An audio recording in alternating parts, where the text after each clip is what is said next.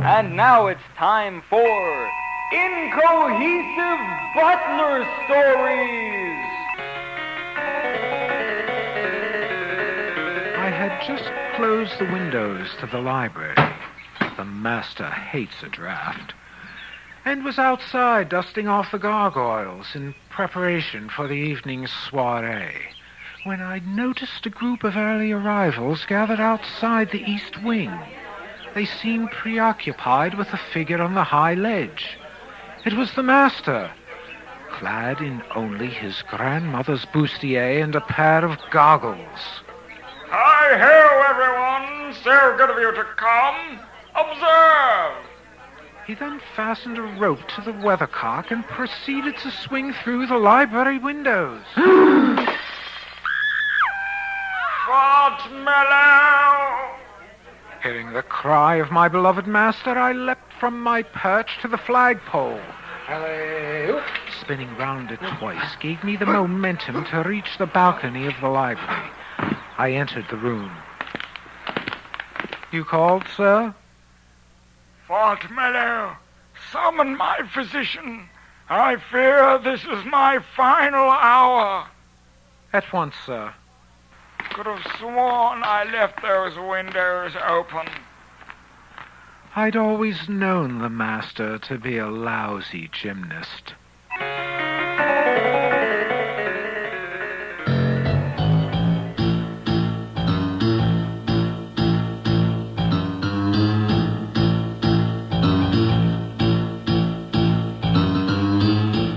I'm Deborah Del Mastro, sitting in for Peter Donalds, and this is the NeoRadio Hour, home of independent writers, musicians, and home tapers, the folk artists of the information age.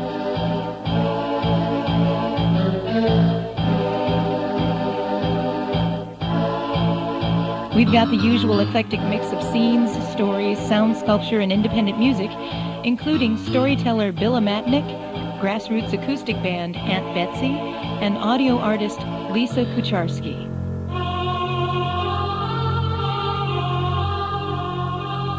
In conversation, our own Leon Rosen speaks with Pauline Trayson.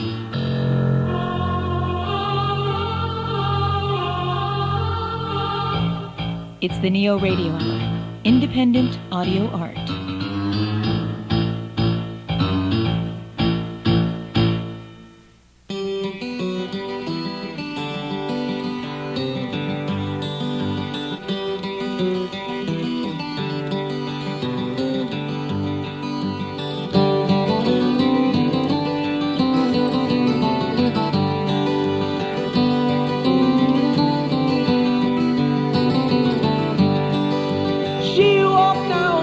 Last night and I was so sure that in the flow of her dress and her long hair I would find a million secrets, laughter in her eyes, and suddenly I would find Avalon there. Take me in your arms and hold.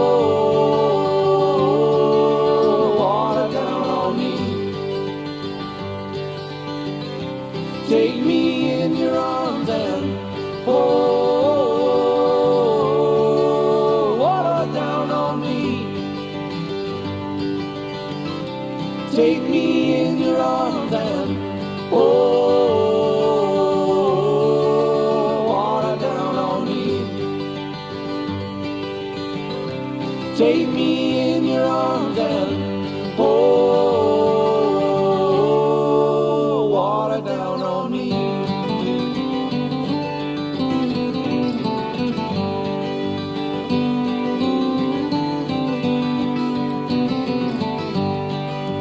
Rainy day go away, they say clouds disappear, and water is now for washing, we bathe in tears. Rainy day walking, water talking, floating through the years. Cascading past over again. Take me in your arms and pour water down on me. Yeah, yeah. take me in your arms and water down on me. Take me in your arms and water down on me. Take me in your arms and water down on me.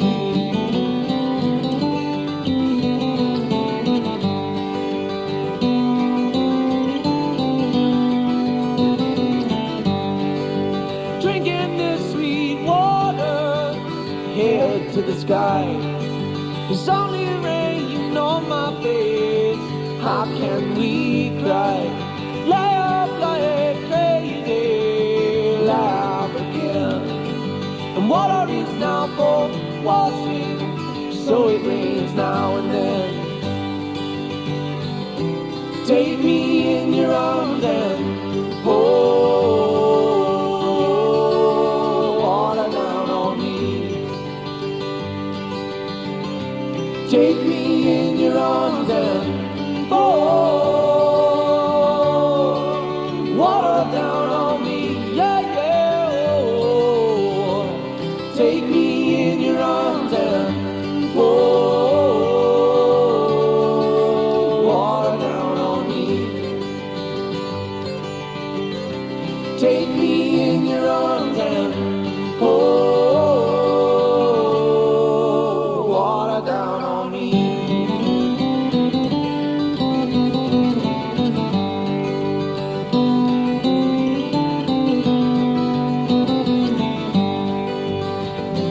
Take me in your arms and water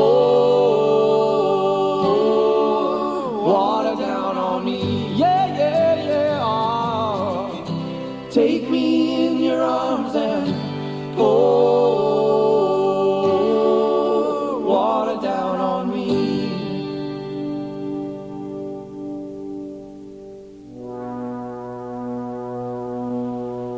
The NeoRadio Hour.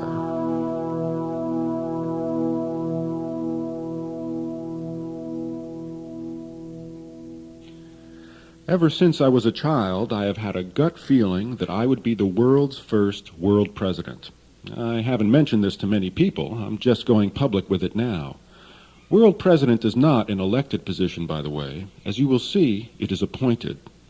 Nothing has happened since my childhood to disprove my claim to the office of world presidency. Actually, something happened recently which has convinced me that I'm right. I had a dream. The dream was more vivid than a 48-inch Macintosh color monitor, and it is going to come true. Here's my dream. I was in bed, and I looked up out the window, and the entire world was surrounded by an invasion of alien spacecraft. Of course, they were only alien to us. To themselves, they were just locals on an out-of-town bender. The skies were filled by rows and rows of gigantic, multi-hued spacecraft. Inquisitive faces looked down at us in wonderment through the saucer's portholes. Everyone on Earth was wide awake and looking up in awe. We were powerless to say anything. Anything we could have said would have been insignificant. And we were powerless to do anything.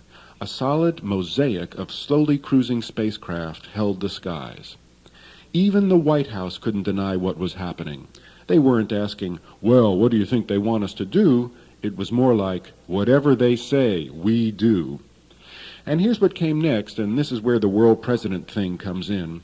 What happened next in my dream was, a big voice boomed out from the spaceships, and the voice said, Bill's the one. He's boss till we get back. Until then, everyone report to him. Now, goodbye.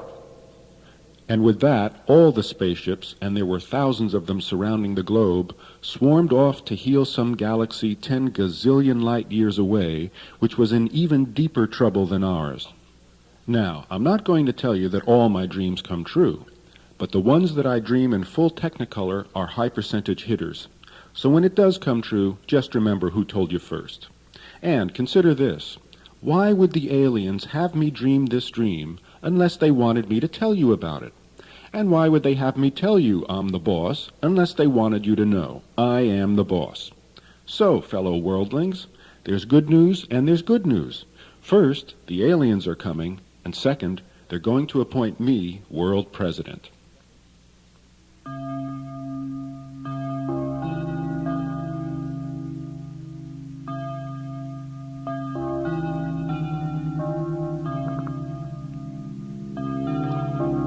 We have the answers. We pull the strings. Watch your fingers. We're moving. Careful. Careful. Careful. The blocks inside the brain are stacked one by one. A single file tower, getting taller and taller, trembling slightly with each additional link. A small tap on the top, and a slow wave ripples through the DNA. No need to struggle. Please don't struggle. We're moving. This power emanating from our fist causes hesitation. Listen. Stop. Turn. We are your closest enemy. Curling onto your lap. Your thoughts pulled off track by the tick in the hall. We have the answers. Darkness between our teeth speaks the dark matter of the universe. As we know it, as we see it all, as we see, we know, we see all, and stand just a shade inside your instep. Shuffle, shuffle, shuffle. Careful, you're moving. We have the answers to all those nagging questions that trip the surface tension. Water pulled at the seams.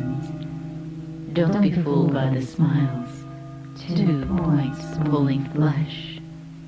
Say, yes, thanks. How are you today? Careful, we're moving. Careful.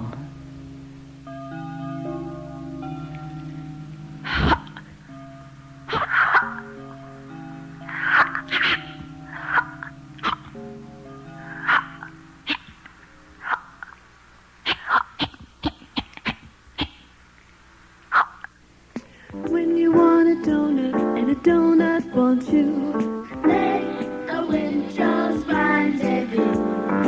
When you want a donut and a donut wants you, let the windshields rendezvous.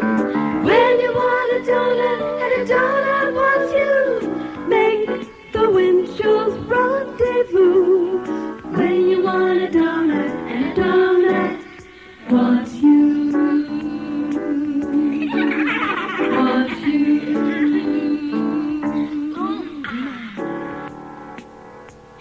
Radio Hour.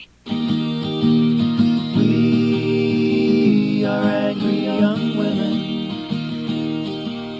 female 90s icons. We strut and we dance and we make lots of noise. We don't take no bull from the boys. We're tough and we're smart and we're nobody's toy. 'Cause we are angry young women. We don't say please or thank you. Don't dress us up, don't put us down. Don't tell us to turn our frowns upside down. We'll never give up the strength we have found. 'Cause we are angry young women.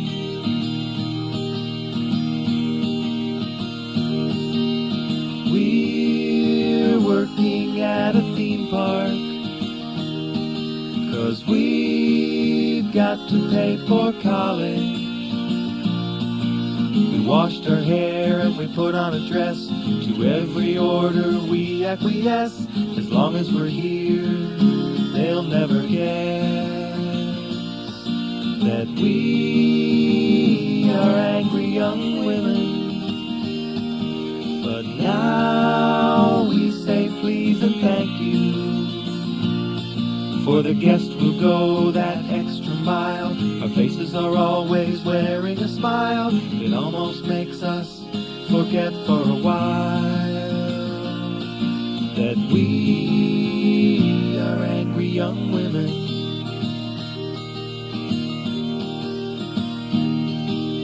We like the kids who play here. They have a real good time. There's one little girl, maybe 12 or 13. She comes with her friends and we all agree if we fight the fight, her friends and she won't have to grow up to be angry young women. They'll go a different way, able to take every chance they can find, to hold out a hand, be helpful and kind, to live in a world that's finally not blind to why we were angry young women.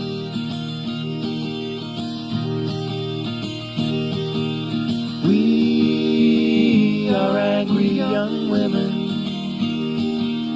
Female 90s icons. We strut and we dance and we make lots of noise. We don't take no bull from the boys. We're tough and we're smart and we're nobody's toys. 'Cause we are angry young women. We are angry young women.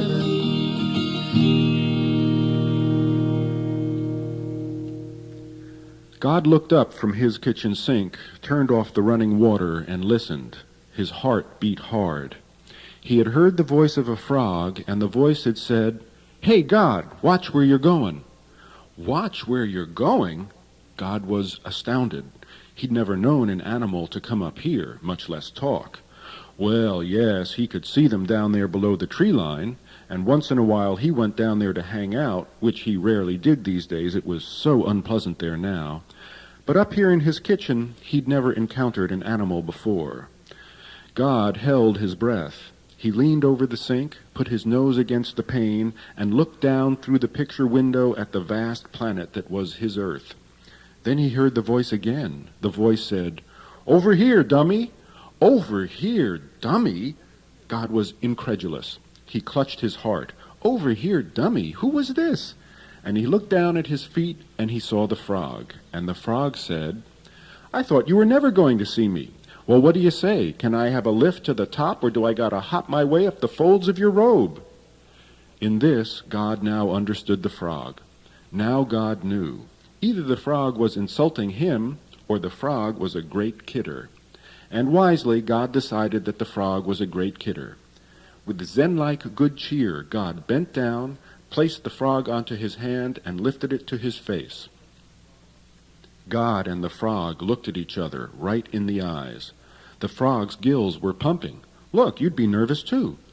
But the frog gulped a gulp and said to God, "Herman, the frog." And God said, "God." God's voice was incredibly booming, just like you'd always heard. And Herman said, "Yes, I know. We've never met, but I'd heard of you, of course." God's heart pounded still, but he kept his cool. "How may I help you, Herman?" God boomed. The sound of his voice and offer of help was so reassuring to Herman's ears that Herman, who had traveled a long distance to see God and had been under a great deal of stress, went limp with relief. He involuntarily peed into God's hand. This embarrassed him, and him too. But God smiled benevolently, turned on the kitchen tap, and gave Herman's parts a rinse in the warm water. Then he dried Herman with a brawny man paper towel and put him down on the kitchen table. And God said, "No sweat, Herman. Just tell me, what troubles you?" And Herman said, "You gotta help me, God. I'm in deep caca down there." Herman pointed in the direction of the picture window. "Talk," God boomed. "It's getting bad, real bad. The droughts, air pollution, water pollution, human overpopulation. vanishing wetlands, they all get us frogs where it hurts. God got up and started to circle the table. They're not my fault, Herman. Caca happens. Like the good book says, to everything there is a season. Herman interrupted, and a tuna for every porpoise. Yeah, I know this already, God, but with all due respect, I'm just trying to make a point. If you would just sit down and listen, please. God stopped in his pacing and took his seat next to the frog again. So, I'm it, Doc. I'm the one who's at the bottom of the food chain, preyed on from above the water and below it. The bugs, which used to drop from the trees, which used to overhang the rivers, which have dried up, are gone. We're swimming in a pit, God, a chemical slime pit. You owe it to yourself to come down and take a look, 'cause we are dying. I am dying. God answered, a time for... Save it, hollered Herman. Even at full croak, Herman's voice paled next to God's. Give me something original here, Herman pleaded. But God was not feeling original so late on this the 8th day, and God picked Herman up from the table and held him in his cupped hand. And God went over to the picture window and opened the latches. And now it was Herman's turn to be incredulous. Yo, God, what are you doing? His gills flapped wildly in the breeze from the open picture window, and God said, Herman, you are going back to the pond. And God cocked his arm to toss Herman out the window. Herman was stricken. He clutched his throat and involuntarily heaved a great heave into God's hand. And then he pooped, too. The muck oozed through God's fingers and onto the kitchen floor, which he had just waxed. Now God was pissed. This stunk, and in his own kitchen. He carried Herman in his hand out the door, through the white clouds, down the long sloping tundra, past where the sprigs of grass started growing, down to where the tree line began. Some of the trees, he would have to admit, were dying out. And Herman pleaded for his life. You don't understand, God. They'll eat their young down there, things are getting so bad. Look at the scar here on my leg. I've only just escaped death so far. I'm not kidding, I'm next. Eat their young, God said. Save me. But he did notice there was a fresh scar on Herman's left hind leg. It could have happened anyway, God thought. They arrived at the creek. God noticed others of Herman's clan were sitting along the creek bank, probably awaiting Herman's return. And would they be surprised, God thought, to see who had brought him in? God transferred Herman to his free left hand and rinsed his other hand in the stream. The stream, God noticed, was slimy. Well, Herman, you're going back home. I'll put in a word with the super for more water pressure, but I can't guarantee anything. It's all who you know down here, and quite frankly, I've lost touch. He was such a kidder, God thought to himself. And with that, God threw Herman back into the middle of the creek. Instantly, 3 of the frogs that had been sitting on the banks dove into the river and made for Herman. In a splash, the largest frog was on him and half swallowed Herman whole, head first. As the other frogs arrived for the kill, the big frog fought them off using the half of Herman's body that stuck out of his mouth as a club. Having beaten the other frogs off, the big frog retreated towards the far bank, pausing only once to swallow Herman deeper into his throat. As he touched shore, only Herman's left hind leg protruded from his mouth. The big frog turned towards God. Herman's leg glistened in the setting sun. God saw the scar on Herman's leg, and he saw the leg twitch. Then the big frog swallowed the rest of Herman, turned, and hopped into the brush. Well, she's got fever in her pantry and she acts so mean. However, twilight on the right night I can make her sing. She makes my butter and she bakes my bread. And baby, I like Jane's addiction, she likes the dead. One sock on her left foot, sometimes none at all. She leaves her clothes on the floor, yeah, right where they fall off. She drinks Mary Jane tea and smokes cigarettes, and she's the finest damn girl I ever met. Cause she's my flower, she's my flower child. Oh, she may be crazy and she sure is wild. Heaven's to Bessie and mercy my life. She's my flower child, alright. Oh, she dances like like a banshee with a ring through her nose. And I travel like a gypsy, she goes where I go. We swim in Russian streams, naked as the sun. She tells me when to go to hell and when I'm number one. Her favorite color's tie-dye and mine is blue. And she's a real fine talker and she listens to a level-headed woman, but she's also wild. One thing for certain, she's my flower child. Flower, she's my flower child. Oh, she may be crazy and she sure is wild. Oh, heaven's to mercy and mercy, my child. She's my flower child. Run away!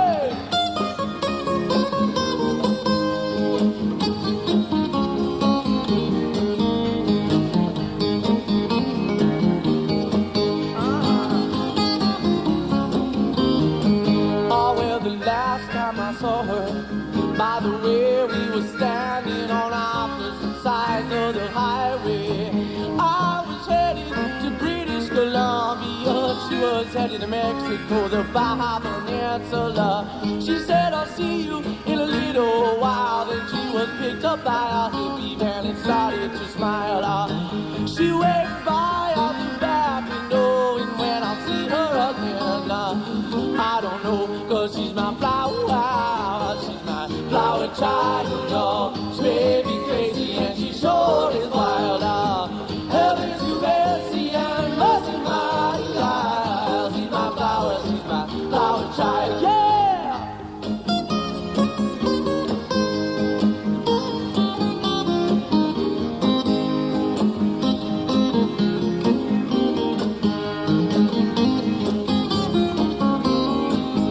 She's my flower, she's my flower child. Oh, she may be crazy and she sure is wild. Yeah, heaven's to mercy and mercy, my child. She's my flower child.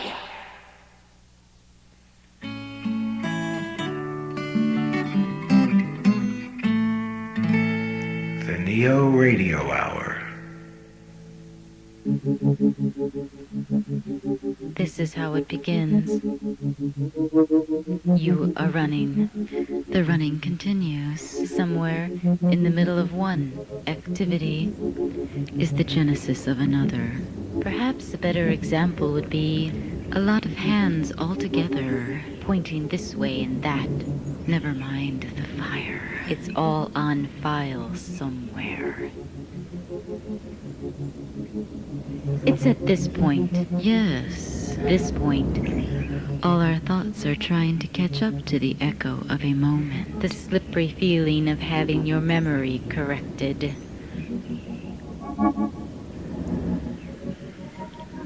There is so much in hearing that a form of blindness sets in. I walk in a form of screaming silence.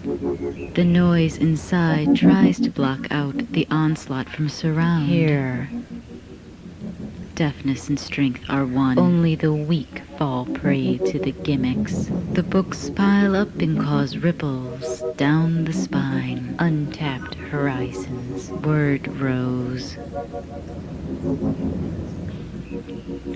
Standing at the bottom of the mountain, staring up, what you learn in the climb is unlearned in the fall. Mock yourself. Set fire to the laundry. She's all yours. It's all a trick and the bird's still in the bag. When all the voices are speaking, you can pick out one. Many of the ones. A cool piece of paper between the fingers. The NeoRadio.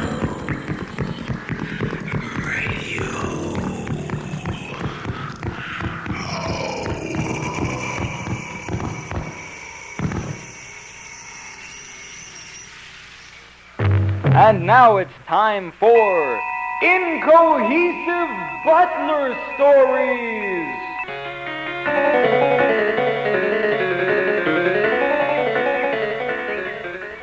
Listen here, Denton. Your indiscretions will not be tolerated here at Wentworth Manor. But that couldn't have been me. I distinctly heard her screaming your name. I was at the garage, reprimanding the chauffeur for humping the scullery maid when the master appeared. What seems to be the problem here? Upon explaining the situation to the master, he drew me aside. Grimley, this matter should be dealt with in a more gentlemanly fashion. Indeed, sir. Later this evening, I'll send the wayward Denton on an errand to Lord Elsley's across the moor. You will have fixed the brakes on the rolls? Very good, sir. I don't like your accusations, Grimley. I'm out of here. I'm quit. I'm done. He's getting away, sir. Stand back. Good shot, sir. Not a word of this to anyone, Grimley. Of course, sir. I had always known the master to be trigger-happy. Incohesive Butler Stories!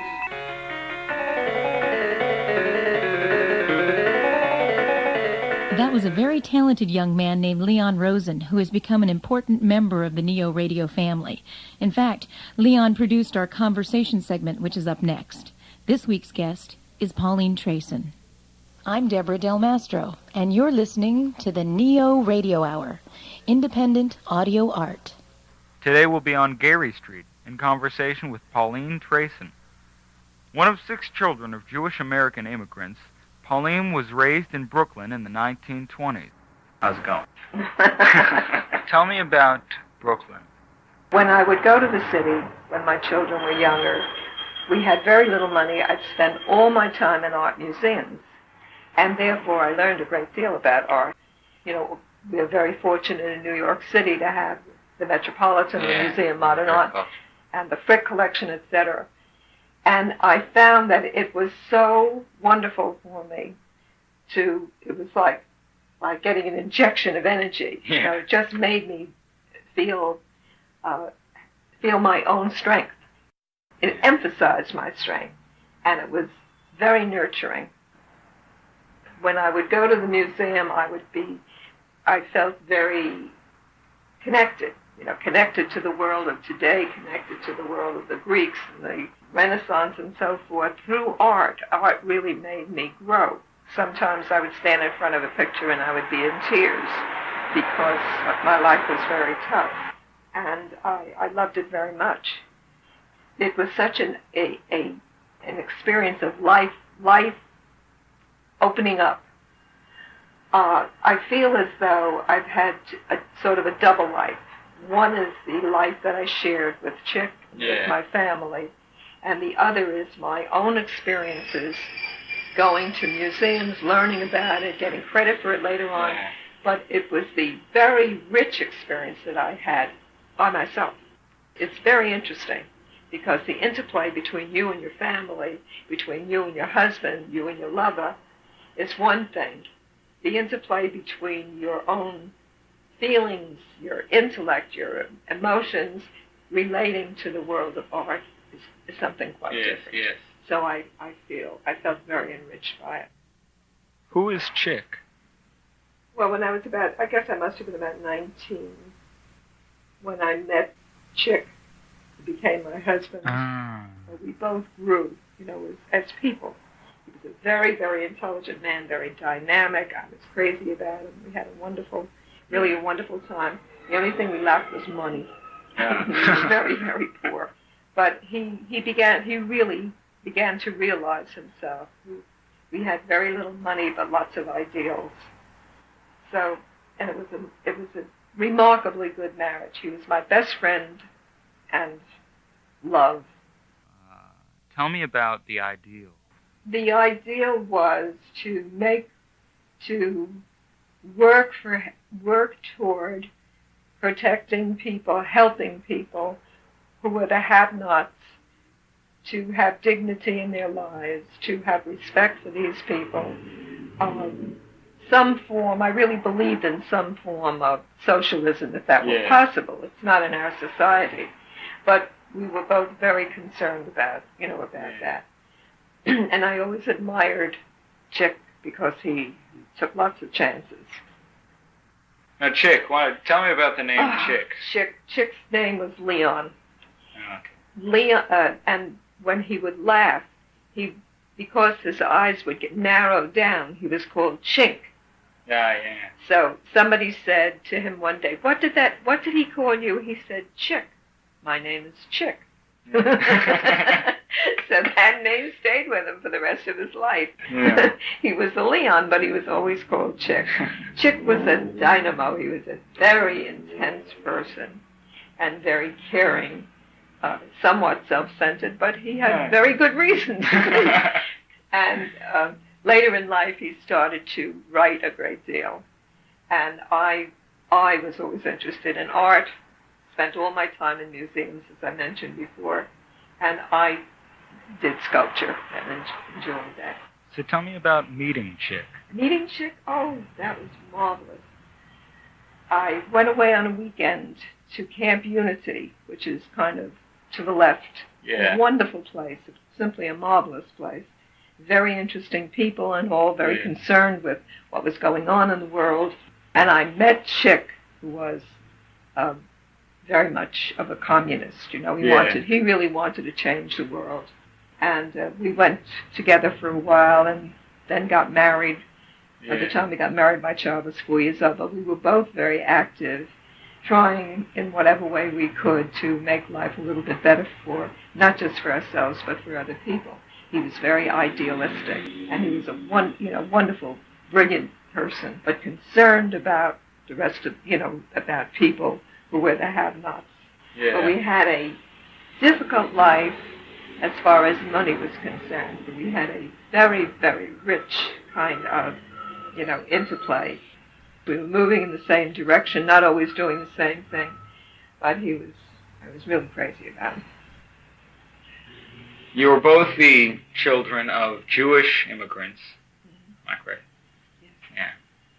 How was it raising your kids Jewish? That's a very interesting question.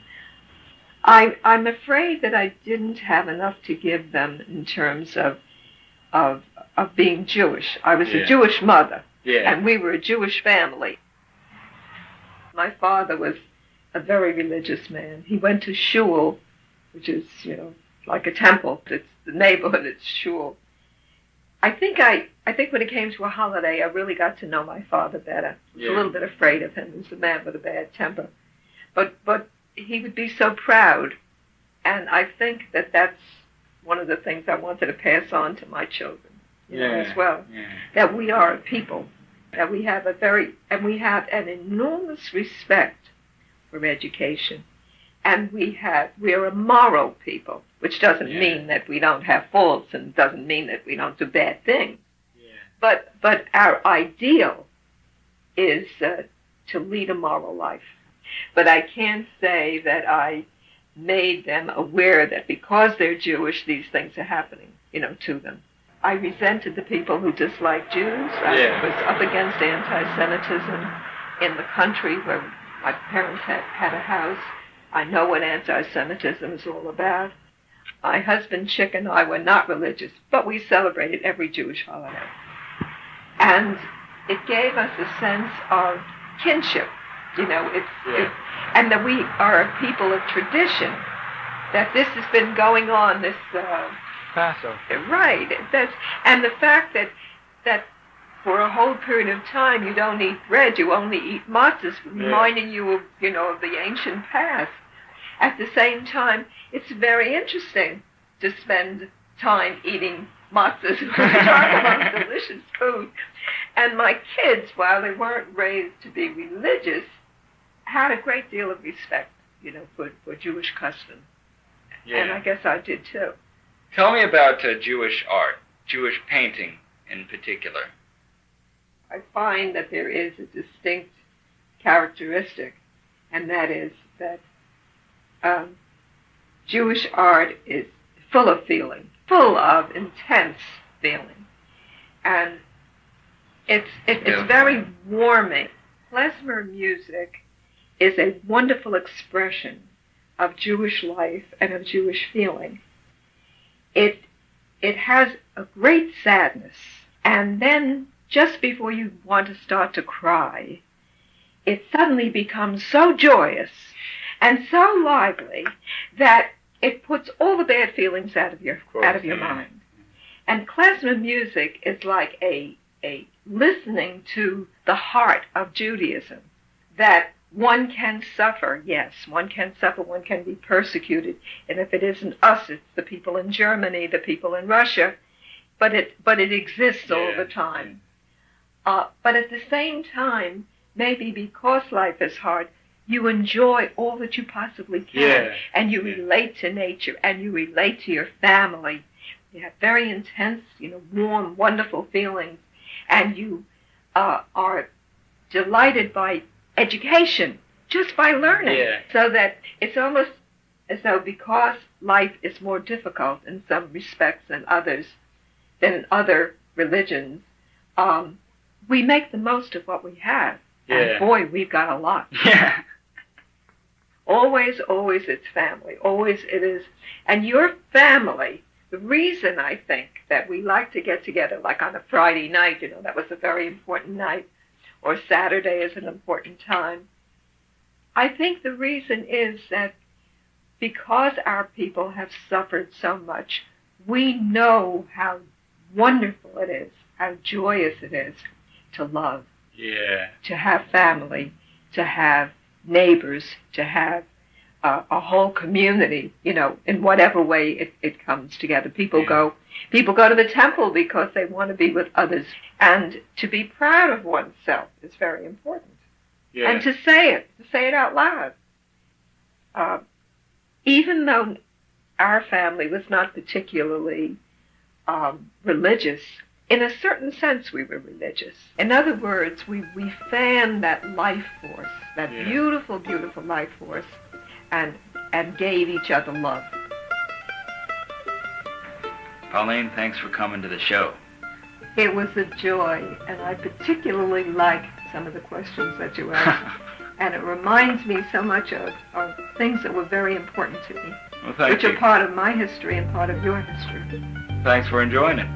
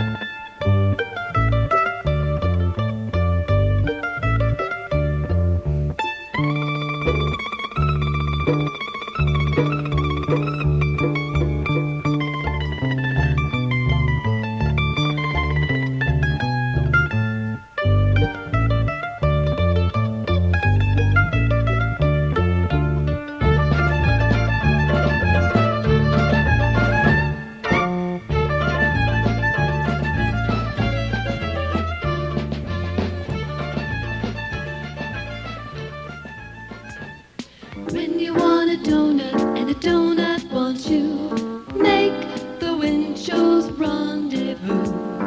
When you want a donut and a donut wants you, make the wind show's rendezvous. When you want a donut and a donut wants you, make the wind show's rendezvous. When you want a donut and a donut wants you. Winchell's Donuts, a division of Dow Chemical. The NeoRadio Hour.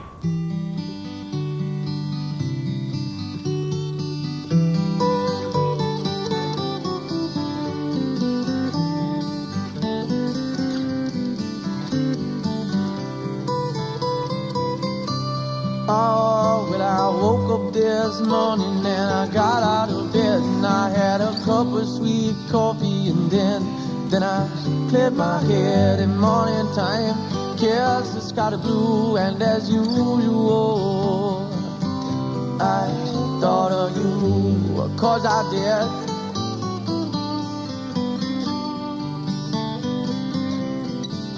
And they said Jesus married Jezebel on a Wednesday afternoon, and when they told the tribal elders the silence, so it filled the room. Now as you did that now, I'll put them in their place, take you my love and kiss you right on the face. And will you be my date for life?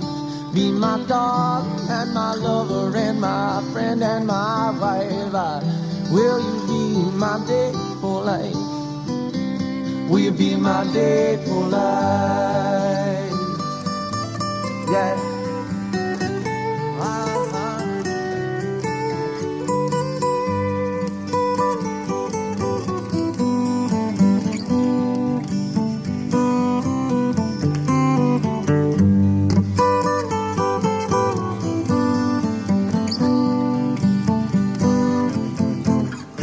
Oh, you ask me strange questions as the sun goes down over land. You take my hand and you say, do you know my name? Do you know my name? Yeah. For I am passion and I am whirlwind and I am wrong. We are right, but my words to you will always be the same. Will you be my date for life? Me, my darling, and my lover, and my friend, and my wife.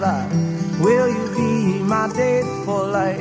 Or will you be my date for life?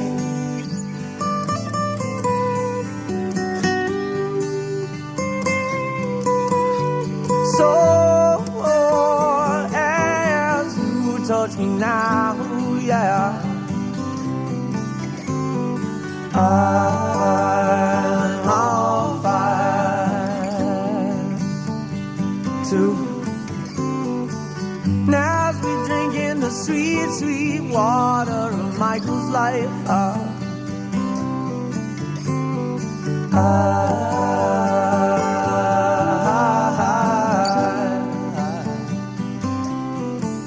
drinking him.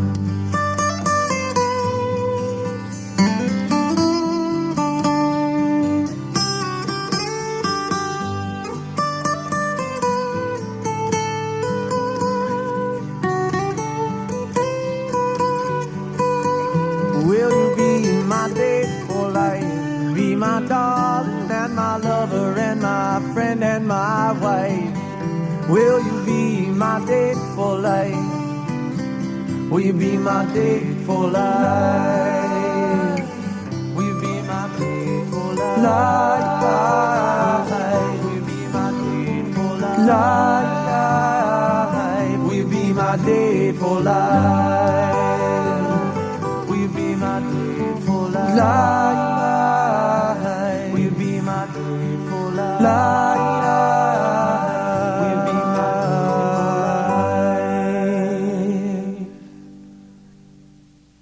Okay.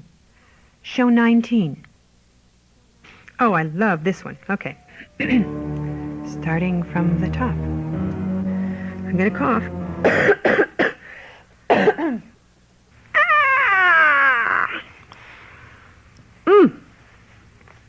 Oh, I'm sorry. I have to do this one over. Is that okay? One more time. Sorry. Was I too grovelly or was I okay? I'm sorry. No, I goofed. I said a word in there I shouldn't have. Sorry. I've got it. It's off. Just a minute. I hate these long ones. Oh, jeez. Oh, okay. Nope. Scratch. Sorry. We're going to do that one again. And I'm sorry. Is that one okay? Not too much. To do that over. Yikes. Don't believe this. No? Okay. Sorry. No, this is really crappy. My diction is all off. Let me just think about this for a second, okay? Okay. How was that? How were the S's? Nope. Sorry. Whoopsie. I don't believe this.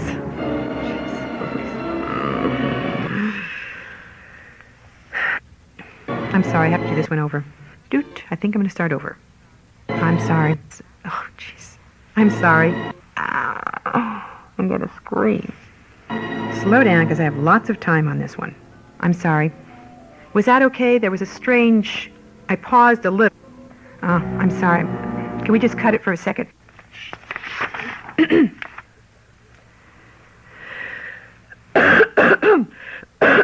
Excuse me. Sorry.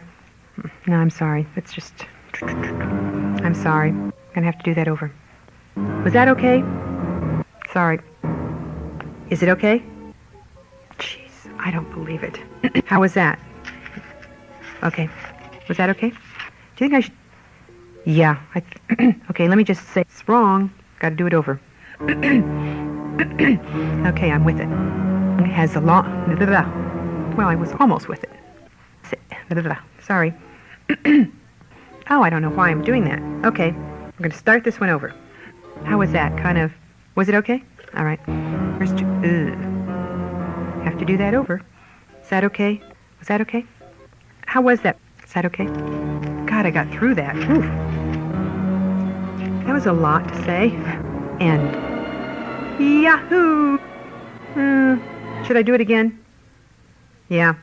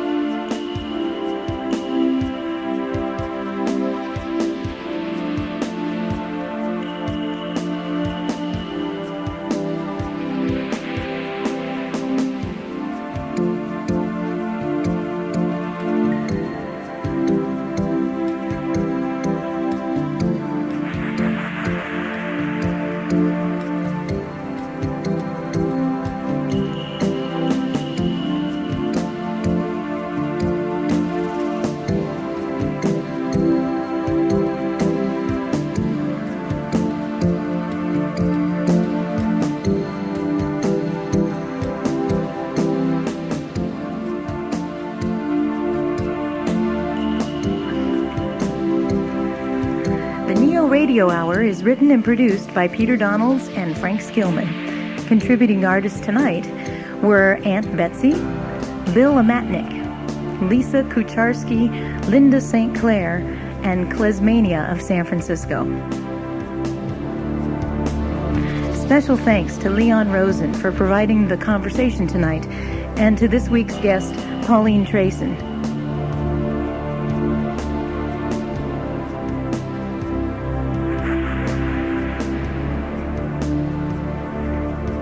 Remember, everything you hear on the Neo Radio Hour comes to us from independent writers, artists, and musicians. We hope you'll send us your recorded work.